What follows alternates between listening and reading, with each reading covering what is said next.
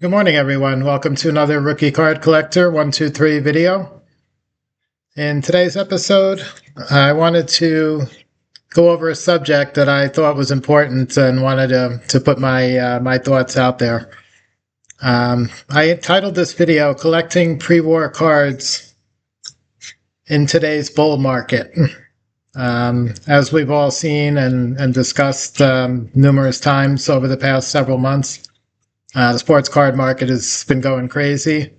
I'm going to focus, as my collection focuses almost exclusively on vintage baseball pre-war. So the video today, the ideas and thoughts on it are going to be focused in that area, not on modern, not on other sports, but for the most part, strictly pre-war baseball. So I'm going to look at some things from both a buying standpoint, as at this point in my collecting journey, I've gone the route of going from a true collector, which I was for many years, to becoming a dealer back around 2022, and kind of going through that phase for about 3.5 years or so. And by the second half of 2025, I decided I kind of had enough of the dealer side of things, and I've gradually shifted focus back to just being a collector again. And with that came liquidating a lot of inventory that I built up over those 3.5 years. So by the middle of last year, 2025, I started to move bulk in volume vintage cards, mostly baseball again. And I've already completed that transition by early 2026 this year. So I'm going to talk about five different things that I feel are important in today's bull market when it comes to being a buyer, what to buy out there. And many YouTube content creators have done videos and expressed their thoughts, so I wanted to share mine as well. So the first thing I'm going to mention is when you have a choice between, let's say you're collecting cards of Ted Williams, right, one of the all-time greats. So when you have a choice what cards to buy, one particular, he was a buyer from a few transactions that I had done with him. So I was the seller in this situation, but he was the buyer, and he kind of taught me something from a buying standpoint that I've really started to focus on myself now, and hopefully put that to my advantage. So I wanted to share that. So the first thing I'm going to talk about is, again, use Ted Williams as an example. Many players over the years, especially when you get into the 1930s and later, many players had both color cards and black and white cards. The cards were printed in color. Most of the time they were multicolored. And a lot of cards, especially early on, up until the late 40s, a lot of cards were black and white. So when I'm deciding now which cards to get for certain players that I want to collect, and if you've watched a lot of my videos recently, my PC collection, I'm looking mainly for the Inner Circle Hall of Fame guys. Not as much the non-Hall of Famers or the fringe Hall of Famers, I would call them, the guys that are in the Hall but maybe weren't 100% the most deserving in some cases. But the guys that I'm looking to collect, I'm making a concerted effort these days to look for color cards or cards printed in color of them as opposed to black and white cards. What I've done is I've gone to Trading Card Database. I'll look up, for example, Ted Williams, and they'll go chronologically from his rookie year, from 1939. They'll go forward all the way up until the end of his playing days. I don't really collect cards beyond playing days. So 39 to 60 in Ted Williams' case. And many of his early cards tended to be black and white, especially during the 1939 rookies and then also the 1940s. The popular Ted Williams cards I've found that are not rookies and end up being cards that were printed in color and oftentimes sell for a good deal more than the black and white cards from the same era. For Williams, as one example, the 1941 play ball, which is the exact same image as the 1940 play ball, but it's in color. The 1948-49 Leaf is a color image. Then when you talk about black and white, you have his 39 play ball rookie card. You have his 39 Gaudi Premium, the oversized ones, and also the worldwide gum version of the Gaudi Premium from 39. Then you have the 1940 play ball. Beyond that, you start getting into the mid and later 40s where you have the Bond Bread issues, cards like that.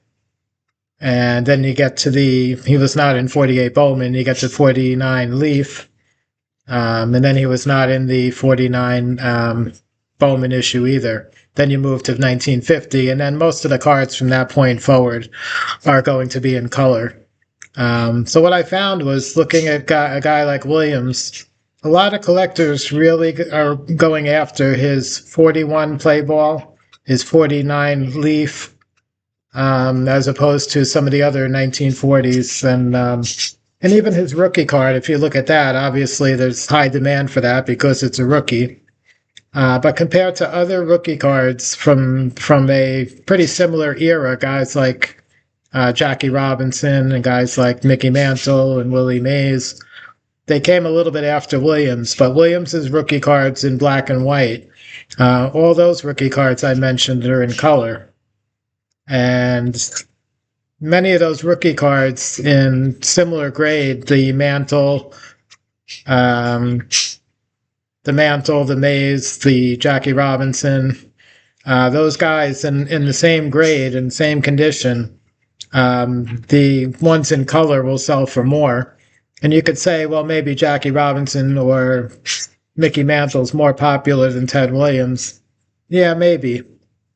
But I feel that many believe that the Williams rookie is underpriced in the hobby in terms of his career accomplishments, where he stands all time on the leaderboards in MLB history, especially the non-cumulative stats like slugging percentage, on-base percentage. Other than Babe Ruth, there's almost nobody above him in a lot of those categories. But yet he's not the second most valuable card in the hobby in terms of rookie cards. And I feel that his 39 play ball, I agree, I think it's undervalued compared to many other rookies. And I also now am believing that part of the reason why it's undervalued is because it's a black and white card and not a color card. So the presentation is not quite the same as it would be if that card was made in color, like a 41 play ball. So I'm starting to look at that pretty closely, not just Ted Williams, but everybody I collect, and starting to favor, in a lot of cases, the color card as opposed to black and white versions.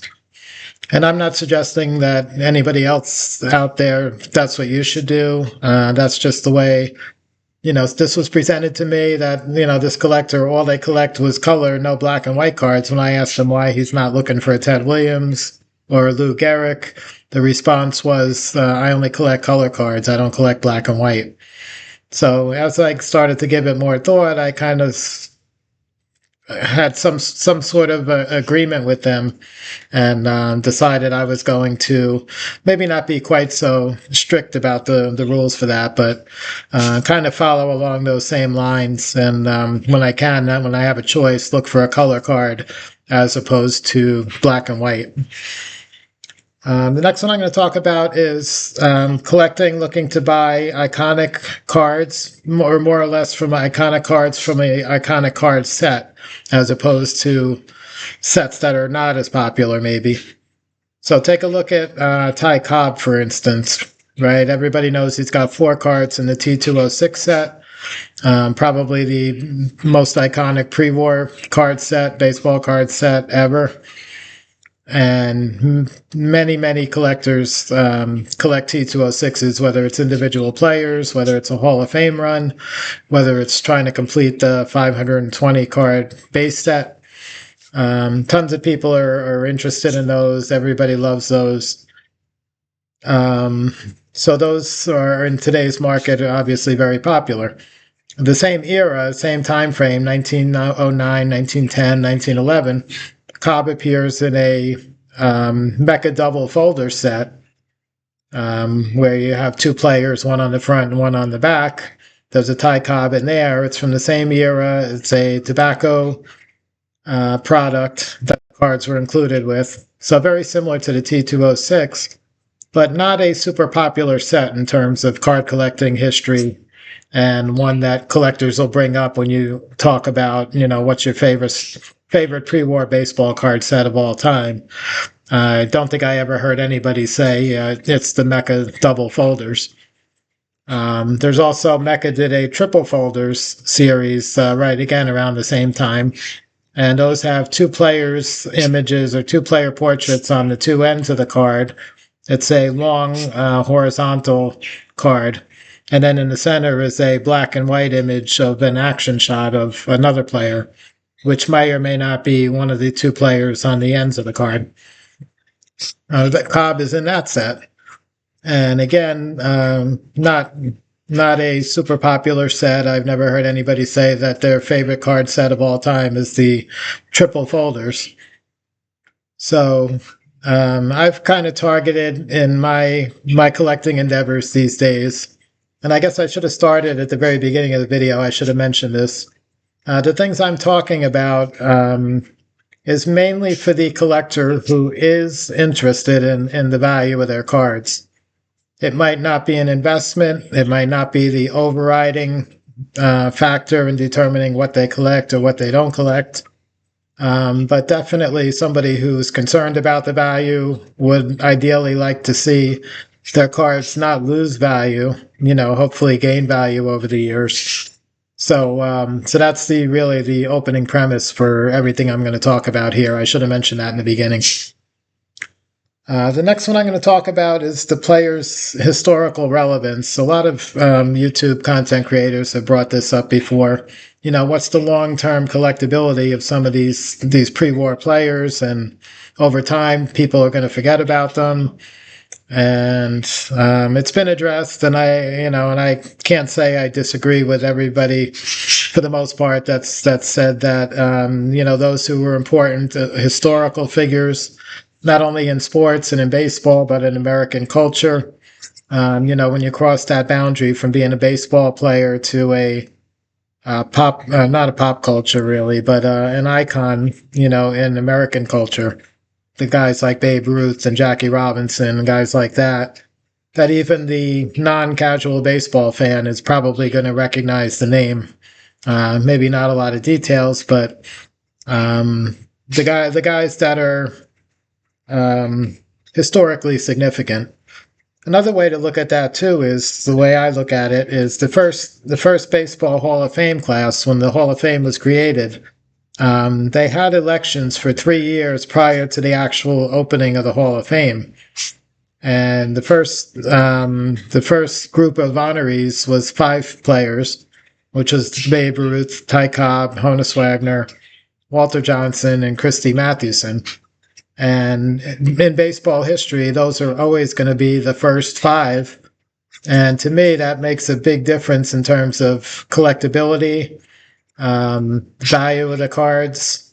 Those guys are always going to be historically important, if for no particular accomplishments, the fact that they were the first 5 in the Hall of Fame. And during that election, there was literally probably hundreds of candidates that were either well-deserving or at least merited some kind of consideration for the Hall of Fame. And out of everybody, those 5 were the only selectees. So again, historical relevance, whether it be in baseball history, American history, very important, and definitely in favor of going along with what a lot of other content creators have mentioned in that subject. Next one I'm going to talk about is there's rarity these days seems to be a very popular theme. A lot of collectors going after the rare cards, including myself. And just want to kind of put a cautionary statement out there. Some cards could be actually too rare for their own good, so to speak, in terms of potential future growth or future value of the cards. Um, a lot of times, growth in the baseball card market tends to be it's supply and demand. So there has to be small supply. The rarity means the supply is small, so that stands by itself. The demand, though, the demand factor for cards that are too rare, there's a good possibility that if it comes from a set with many cards in it, multiplayer card set, there's a good possibility that maybe very few to almost nobody is actually trying to complete or put that set together because it's too difficult, because the cards are too rare. Sometimes there's been numerous cards out there documented as only one, at least in a grading holder where we have documentation, only one exists. So again, probably in that being the case, probably 95 or more percent of the collectors out there have no idea that that card does exist even. And the few other people that do know it's out there know that there's only one, and you pretty much give up before you even start. And that with that kind of a scenario, it's almost hopeless that you're ever going to be able to acquire it. So some cards, it's good to pursue the rare, hard to find stuff. At some point, though, the rarity, when it gets to the extreme, almost becomes possibly a negative. As far as a card that you want to acquire, thinking that down the road everybody else is going to want it because there's only one. Well, the supply is very limited, but the demand may not be there. The demand may be limited, and it may not end up being valued down the road as much as you think it might. And on the buying side, the last thing I'm going to talk about is the standard cards versus oversized cards. I've collected a lot of oversized over the years, especially when I was doing the dealer thing. I did a lot of oddball stuff. I had tons of Mantle and Maze and Aaron and Clemente items. Many of them were oversized. Many of them were complete boxes from Bazooka, from various other companies. And when it came time to sell them, even though they were rare, and I can prove the population numbers were very low compared to the mainstream Topps and Bowman sets, it was oftentimes quite difficult for me to move those. Again, from my dealer standpoint, because collectors look at it like it's oversized, it's too large. Where am I going to put it? I don't have space for that. I live in an apartment. There's a million excuses that seem to come up when an oversized piece is for sale. And collectors recognize the rarity. They recognize it's a really cool item, but they'll go ahead and pass on it anyway.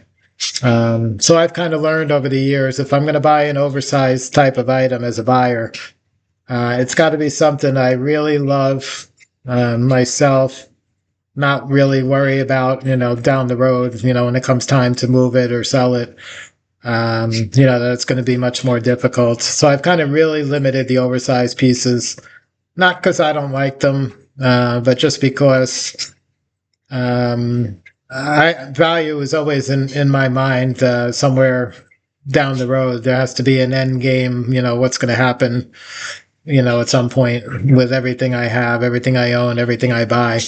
I consider that. So, many people don't care about the value. That's a whole separate subject I'm not going to talk about. But for me, it's important to have things that are going to be fairly liquid, down the road. I try not to get myself into cards that are going to be difficult to move. Probably my dealer mentality for the past few years. But I'm going to talk a little bit about as a seller, not as much this side because I'm back to being a true collector, like I said. But as a seller, the stuff that I am selling these days, not as a dealer anymore, but just as a collector, like many of you guys are, what I am selling, because it's such a bull market and prices are so strong right now, I'm focusing on selling a lot of my biggest player names, biggest cards, because they're commanding, very strong high values right now as compared to the lesser stuff, maybe second year, third year, compared to a rookie card of a guy like Hank Aaron or Willie Mays or Roberto Clemente. I've been going strong selling those because over the past few years I acquired some, and prices were down quite a bit when you especially compare to 2021. So taking advantage of that in this market, I decided, I don't really need more than one Mays rookie or more than one Clemente or more than one Aaron. So I've sold off and still winding down that process, selling off any extras, duplicates that I might have had. The eye appeal movement that's been going on for maybe a year or so now, more pronounced, I would say, for a year, obviously going on well before that. But everybody's into eye appeal. We have the gold stickers and the silver stickers from NBA now, which I'm not going to get into. I think they have a place in the hobby. And the eye appeal is important. And from a selling standpoint, as a dealer, you, instead of looking and focusing on comps and pricing your cards based on comps, what I've been doing, at least in the past most recent time, is I've been looking at what comps are and then pulling up either on VCP, that's the one I use, or Card Ladder, or whatever medium you have. I've been looking at the comps, and if a card is average selling for $1,000 and the centering on mine is 55-45 all the way around, and it's pretty close to perfect, I'm looking to mark it up. I'm not the one that's going to submit for stickers, so if you like to do that, that's something different. But I'm selling the cards as is, the way they are, and I'm typically looking at a 20 to 30% markup on the card that looks really good for the grade that it's in, and not going down to the general where the market is at, the comps, kind of disregarding. If I have a card that's nothing special in terms of eye appeal, I would consider it average. Then I would price it, at a comp type level. But just don't shortchange yourself in such a eye appeal related movement as what's going on right now, and sell yourself short by not factoring that into your prices. When I look at eBay and I look at auctions, it doesn't seem like very many people are having any trouble asking higher prices for high eye appeal cards. So I'm guessing that that's not really a problem for just about anybody, but just wanted to mention that. Another thing I talked before about rare cards, and sometimes the rarest, maybe not the best thing. Whenever I'm looking to sell rarer cards, low pop cards, it's very important. Not everybody includes the pop report information as far as how many are out there, graded by PSA, how many are graded by SGC. Most serious pre-war vintage collectors in baseball are not going to really consider Beckett as much, or even CGC, in terms of high dollar, high demand cards. So it's really the PSA and the SGC pop reports that you should really reference, and that's going to help your card look more impressive and give the best indication of how rare it actually is. A lot of people use the term rare, and it may mean something to one person and something different to somebody else. Another thing is just on the record keeping side for tax purposes and all. If you're selling, if you're a dealer, even if you're just part-time selling as a side gig, keep very detailed records. And what I do is, if I make a purchase, and it's on eBay, I do a printout of the item that I purchased that'll show the dollar amount, the date of the transaction, this, the seller, all that information. A lot of the information you're not going to need, but what will be needed will be some of the dates and dollar amounts and things like that when you go to do your taxes. And the same thing with sales. When I make a sale, I print it out and I have a detailed sheet with the sale transaction with the date and the amount and all that, which is good when you go to do your taxes at the end of the year. You know what you paid for the item, you know what you sold it for. You can net out the profit or loss on the item, and that combined with your eBay statements, where you have your eBay fees and everything else, will enable you to calculate, for tax return purposes, what you need to. And the last thing I'm going to talk about is, because I got burned by not following this a few different times recently in the last year. So I've learned the hard way. But when you price stuff and you're setting up at shows, mainly at shows and even on eBay online, with the market being so crazy and so hot like it's been, if you've got some of these high-end cards, rookie cards, big name Inner Circle Hall of Famers, you probably want to go back I would say on a weekly basis, maybe not daily, that might be a little too much, but on a weekly basis, maybe go back and look at your prices, look at the recent sales in the past 7 days. One big sale could totally change the market the way things are going. And, your card might have been 10 or 20% over market a week ago, but after a recent sale, your card was actually 20% below what that sale was. And all of a sudden, somebody jumps in and buys your card on eBay because you didn't realize that a higher sale happened and you didn't make the adjustment and raise your price accordingly. So it's just something to be aware of. Like I said, it's happened to me a few times in the recent past, where I should have made more money on cards I sold because I didn't update with the most recent comps that had just happened. So anyway, I hope you got some good information out of today's video. This is kind of how I've been dealing with this crazy bullish market for vintage sports cards, especially pre-war, and most importantly, the Inner Circle Hall of Famers, the biggest names, which is a lot of what I've been collecting. So I hope you enjoyed the video. Have a great day, and I'll catch you guys again on the next one.